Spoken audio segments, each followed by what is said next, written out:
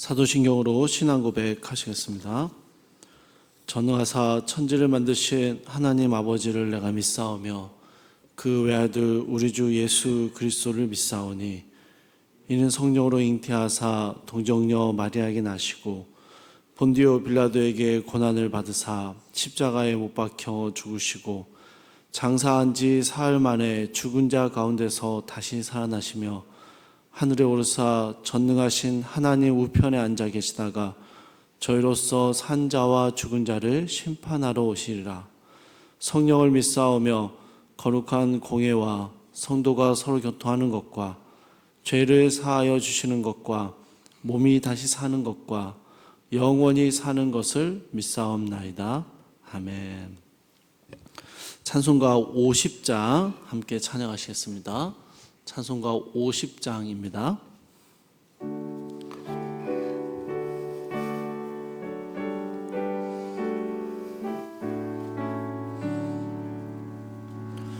내게 있는 모든 것을 아낌없이 드리네. 사랑하고 의지하며 주만 따라 살리라. 주께 드리네. 주께 드리네. 사랑하는 구주 앞에 모두 드리네. 내게 있는 모든 것을 겸손하게 드리네. 세상 욕심 멀리하니 나를 받아주소서. 주께 드리네. 주께 드리네.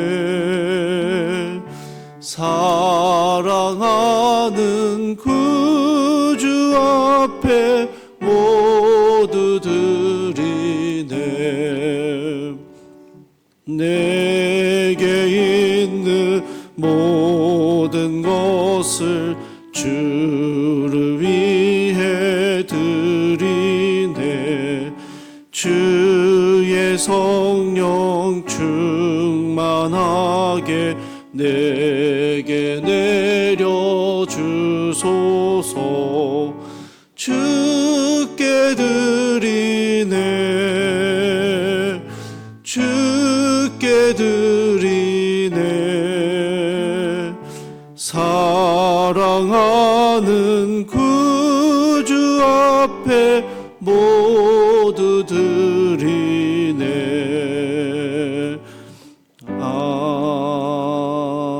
아멘. 아멘. 오늘 함께 보실 말씀은 신명기 14장 22절에서 29절까지의 말씀입니다. 신명기 14장 22절에서 29절까지의 말씀입니다. 제가 읽도록 하겠습니다. 너는 마땅히 매년 토지 소산의 11조를 드릴 것이며 내 하나님 여호와 앞 곧 여호와께서 그의 이름을 두시려고 택하신 곳에서 내 곡식과 포도주와 기름의 11조를 먹으며 내 소와 양의 처음 난 것을 먹고 내 하나님 여호와 경외하기를 항상 배울 것이니라. 그러나 내 하나님 여호와께서 자기의 이름을 두시려고 택하신 곳이 내게서 너무 멀고 행로가 어려워서 내 하나님 여호와께서 그 풍부히 주신 것을 가지고 갈 수 없거든. 그것을 돈으로 바꾸어 그 돈을 싸가지고 내 하나님 여호와께서 택하신 곳으로 가서 내 마음에 원하는 모든 것을 그 돈으로 사되 소나 양이나 포도주나 독주 등 내 마음에 원하는 모든 것을 구하고 거기 내 하나님 여호와 앞에서 너와 내 권속이 함께 먹고 즐거워할 것이며 내 성읍에 거주하는 레위인은 너희 중에 분깃이나 기업이 없는 자이니 또한 저버리지 말지니라. 매 3년 끝에 그 해의 소산의 10분의 1을 다 내어 내 성읍에 저축하여 너희 중에 분깃이나 기업이 없는 레위인과 내 성중에 거류하는 객과 및 고아와 과부들이 와서 먹고 배부르게 하라. 그리하면 내 하나님 여호와께서 내 손으로 하는 범사에 내게 복을 주시리라. 아멘. 오늘 본문은 11조에 관한 내용을 담고 있습니다. 22절을 보시면 매년 토지 소산의 11조를 마땅히 드리라라고 말씀합니다. 여러분, 이스라엘에게 11조는요 선택사항이나 공고사항이 아니었습니다. 이것은 필수적인 규례에 속해 있었죠. 그리고 이 11조는 23절에도 나오고 또 이전에도 계속 반복되었던 내 하나님 여호와 앞, 곧 여호와께서 그의 이름을 두시려고 택하신 곳에서 현물로 드리라라고 명령합니다. 쉽게 말하면 성전 또는 성소에서 이 11조를 현물로, 이 소나 양이나 혹은 기름과 여러 물품들로 드리라라는 것입니다. 성전이 너무 멀리 있는 경우에는 돈으로 바꿔서 성전까지 이동하고 성전 인근에서 제물용 짐승이나 물품들을 구매해서 11조로 드려야 했습니다. 그런데 여러분, 우리가 일반적으로 생각하는 것처럼 11조를 그렇게 성전에 딱 드리고 끝나는 게 아니었습니다. 하나님 앞에서 11조로 드린 그 물품들 있잖아요. 11조로 드린 소산들을 하나님 앞에서 먹고 즐겼습니다. 26절의 끝부분을 한번 보십시오. 내 하나님 여호와 앞에서 너와 내 권속이 함께 먹고 즐거워할 것이며, 오늘 본문에 기록된 11조의 규례는요 그냥 소산의 10분의 1을 하나님께 드려라, 헌금하라 라는 의무를 말하지 않습니다. 그렇게 드린 11조의 여러 물품들을 하나님 앞에서 즐겁게 먹고 마시는 것이죠. 권속이라는 말은 11조를 드리는 사람의 가족들, 친지들 혹은 그에게 속해 있는 근로자들 전부를 의미합니다. 또한 27절에서는 같은 성읍에 거주하고 있는 레위인들도 이 11조 잔치에 동참시키라라고 말씀합니다. 여러분, 사실 11조에 대한 규례는요 다른 성경에도 나와 있는데요, 오늘 특별히 신명기 14장의 말씀은 11조를 물품으로 드리되 그 11조 물품을 가지고 가족 친지들 뿐만 아니라 분깃이 없는 레위인들도 초청해서 다 함께 잔치를 즐겨라 라는 명령으로 기록되어 있습니다. 여러분, 한번 상상을 한번 해보십시오. 아마도 11조를 드리는 그 날은 잔칫날일 겁니다. 우리가 매일 한가위만 같아라 라고 말하듯이 11조를 드리는 날을 온 가족이 손꼽아서 기다리는 것이죠. 1년 중 아마 가장 풍성하게 먹고 즐기는 그 날이 되는 것입니다. 이 큰맘 먹고 툭불 한우도 사고요, 열대 과일과 최고급 음료를 준비해서 그것을 하나님께 최고의 것을 드리고, 그리고 나서 그것을 가족 친지들과 함께 나누어 먹으며 잔치를 즐기는 것입니다. 땅을 받지 못해서 소유가 없는 레위인들도 잊지 않고 초청해서 함께 잔치를 즐겼던 것이죠. 그런데 28절을 보시면 매 3년 말에는 특별한 11조를 드리게 하셨습니다. 평소에 매년 드리는 11조와는 달리 그 외에 또 다른 11조를 드리라라는 건 아니었습니다. 매년 드리는 11조인데 3년을 주기로 특별한 용도로 사용하게 하셨습니다. 28절의 끝부분을 한번 보십시오. 내 성읍에 저축하라 라고 기록됩니다. 여러분, 11조를 원래 어디에 드리는 거라고요? 성전, 성소까지 가서 11조를 드리는 것이었습니다.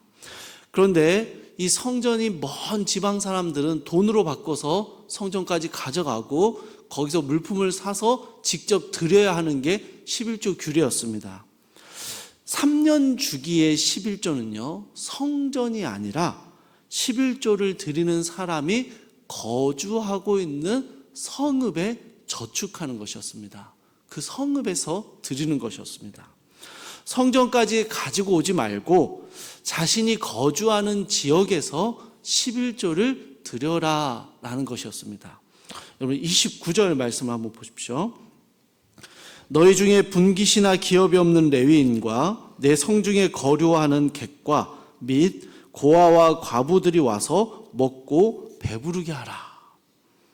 11조가 매번 성전에서 드려질 때면요, 성전 인근에 사는 사람들만 이 11조 잔치에 참여할 수 있었습니다. 사회적 약자였던 고아나 과부, 나그네들은요, 이 11조를 드리는 이 잔치가 먼 나라의 이야기에 불과했던 것이죠. 그런데 3년에 한 번씩은 각 지방과 지역, 마을에서 11조 잔치가 열리는 것입니다. 이때 더 많은 사회적 약자들을 초청했고 그들과 함께 11조를 나누고 즐거운 잔치를 누렸던 것이죠. 여러분 11조의 규례가요, 다른 본문에는 오늘 이 잔치의 개념과는 또 다른 의미들로 11조의 규례들이 기록되어 있습니다. 그런데 신명기 14장에서 특별히 11조를 어떤 잔치의 개념으로 설명하시고 규례를 명령하시는 하나님의 목적과 의도가 있습니다. 23절의 끝부분을 한번 보십시오. 여기에 답이 있습니다. 내 하나님 여호와 경외하기를 항상 배울 것이니라. 여러분 이겁니다.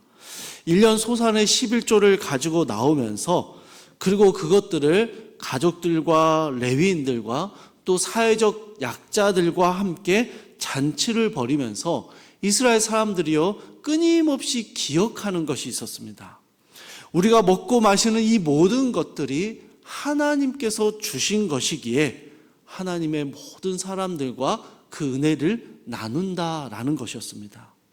11조를 드리고 우리가 드린 11조로 가장 맛있는 음식을 풍성하게 즐기고 사회적 약자들에게도 이 하나님의 은혜와 사랑을 동일하게 나누어 주고 흘려보내는 것, 나의 수고와 노력으로 소산을 얻은 것은 맞지만 역시 하나님의 전적인 은혜이기에 이것을 하나님이 주신 이웃들과 나누는 것, 이게 여러분 11조 규례에 담겨있는 의미였던 것이죠. 하나님께서는요 사회적 약자들을 돌볼 수 있도록 하나님의 백성들에게 11조를 풍성하게 할 수 있는 소득을 허락하셨던 것입니다. 그렇게 사회적 약자들에게 베풀고도 자신이 쓰기에 부족함이 없도록 하나님은 그들의 소산을 더욱 넘치도록 축복하셨던 것이죠.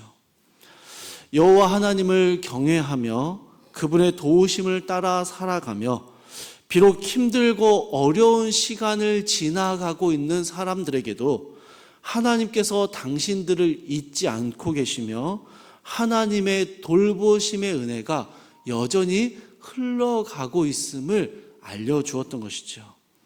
다음 세대의 아이들은요 이러한 부모 세대들의 모습을 보면서 우리가 누리는 모든 것들이 하나님께로부터 왔음을 배우게 됩니다. 또한 11조를 드리고 레위인을 초청하고 소외된 이웃을 초청하여 잔치를 벌이는 그 모습을 보면서 이 잔치를 즐기는 모든 이들이 하나님의 은혜 가운데 있고 우리는 그 하나님의 은혜를 흘려보내는 통로가 되어야 한다라는 사실을 배워갔던 것이죠.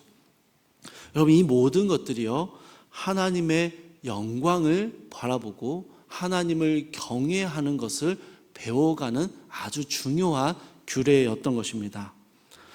11조를 드리는 목적, 하나님이 돈이 없어서 돈을 모으는 게 아니었습니다.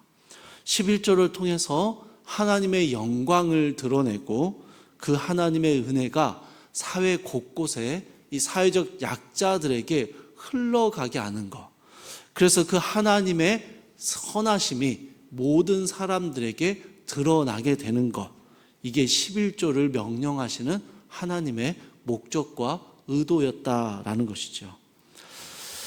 사랑하는 여러분, 오늘 말씀을 이렇게 나누기를 준비하면서 보통 우리가 하는 11조가 아니라 이런 11조를 좀 생각해 보게 되었습니다. 우리가 하루에 24시간을 하나님께 받았습니다. 이 24시간에 11조라고 하면 2.4시간, 그 정도가 되겠죠. 2시간 반 정도가 됩니다. 그 시간을 우리는 하나님께 드리며 또 약자들을 돌보는데, 또 하나님의 은혜를 전하고 흘려보내는데, 그리고 나누는데 사용할 수 있다면 우리 인생의 11조를 하나님께 드리는, 우리 인생을 통해서 하나님의 영광을 드러내고 그 하나님을 경외하는 것들을 배워가고 실천해 갈 수 있지 않을까라는 생각을 해보는 것이죠. 사랑하는 여러분, 하루 중 2시간 반의 시간을, 2시간 30분 정도의 시간을 우리는 하나님을 기억하며 또 하나님의 은혜를 나누는데, 사회적 약자들을 돌보는데 사용할 수 있다면 이 말씀의 은혜가 우리를 통해서 사회 곳곳에 흘러가게 될 것입니다. 그뿐만 아니라 우리의 삶의 모든 것들이 하나님 앞에 11조로 드려지고, 그 11조의 목적이 사회적 약자들을 돌보는 데 있음을 생각할 때 우리의 삶을 통하여서 세상 곳곳의 모든 필요들이, 세상 곳곳의 모든 약한 것들이 고침을 받고 하나님의 은혜가 나누어지게 되기를, 그 하나님의 선하신 목적이 우리를 통해서 이루어지기를 주님의 이름으로 축복합니다. 우리 함께 기도하겠습니다. 사랑하오나 풍성하신 하나님, 11조의 규례를 명령하시는 그 하나님의 목적과 의도 안에 우리를 통하여서 하나님이 보살피고자 원하시는 사회적 약자들이, 세상에 고쳐지고 약해진 그 부분들이 우리를 통해서 하나님의 은혜를 경험하고 우리의 삶을 통해서 하나님의 그 크신 영광이 흘러나가고 드러날 수 있도록 우리에게 모든 기회를 주심을 함께 살펴보았습니다. 사랑하는 주님, 우리의 삶을 통하여서, 우리의 나눔을 통하여서 우리가 은혜를 함께 나눔으로 하나님이 더욱더 드러나고 하나님의 은혜가, 하나님을 경외하는 것들이 더욱더 많아질 수 있도록 사랑하는 모든 주의 백성들에게 나눌 수 있는 것들을 허락하여 주시고 흘려보낼 수 있도록 넘치도록 채워주시는 하나님의 귀하신 축복이 우리 사랑하는 모든 성도님들 가운데 있게 하여 주시옵소서. 사랑하는 주님, 우리를 통하여서 하나님의 나라가 이루어져 가고 하나님의 은혜가 더욱더 멀리 퍼져나가는 귀한 주님의 은혜의 통로로 우리를 사용하여 주시옵소서. 주님께서 우리의 삶의 모든 것 되심을 믿사오며 우리 주 예수 그리스도의 이름으로 기도드립니다. 아멘. 하늘에 계신 우리 아버지여, 이름이 거룩히 여김을 받으시오며 나라의 마옵시며 뜻이 하늘에서 이룬 것 같이 땅에서도 이루어지이다. 오늘날 우리에게 일용할 양식을 주옵시고 우리가 우리에게 죄 지은 자를 사하여 준 것 같이 우리 죄를 사하여 주옵시고 우리를 시험에 들게 하지 마옵시고 다만 악에서 구하옵소서. 대개의 나라와 권세와 영광이 아버지께 영원히 있사옵나이다. 아멘. 주신 말씀 붙잡고 함께 기도하겠습니다. 첫 번째로, 하나님께서 삶의 모든 것들의 주관자이심을 기억하며 살게 하옵소서. 함께 기도하시고요. 하루에 11조를 드리며 하나님의 은혜를 이웃에게 나누는 삶을 살게 하옵소서. 우리 함께 기도하시고, 마지막으로 몸과 마음이 아픈 성도님들과 도움이 필요한 모든 성도님들에게 하나님의 도우심의 은혜가 임할 수 있도록 우리 함께 기도해 주시고요. 각자가 가진 기도 제목 가지고 기도하시다가 자유롭게 돌아가시기 바랍니다.